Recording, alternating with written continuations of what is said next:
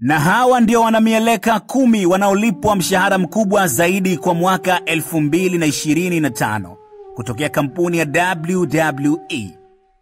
Namba 10 ni Rhea Ripley, anayepokea kiasi cha dola za Kimarekani milioni 6 kwa mwaka.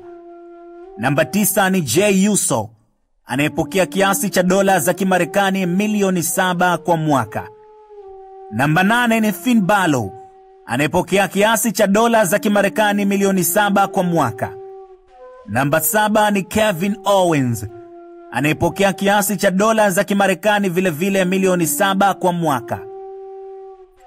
Namba 6 ni CM Punk, anayepokea kiasi cha dola za Kimarekani milioni 8 kwa mwaka. Namba 5 ni Drew McIntyre, anayepokea kiasi cha dola za Kimarekani milioni 8 kwa mwaka. Namba 4 ni mwanamieleka Seth Rollins, anayepokea kiasi cha dola za Kimarekani milioni 9 kwa mwaka.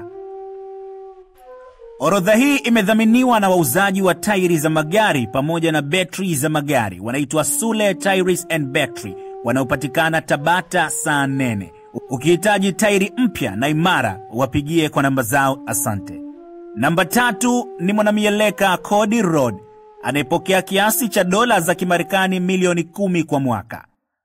Namba 2 ni mwanamieleka Randy Orton, mkali wa RKO, anayepokea kiasi cha dola za Kimarekani milioni 10 kwa mwaka. Na namba 1 ni Roman Reigns, anayepokea kiasi cha dola za Kimarekani milioni 15 kwa mwaka.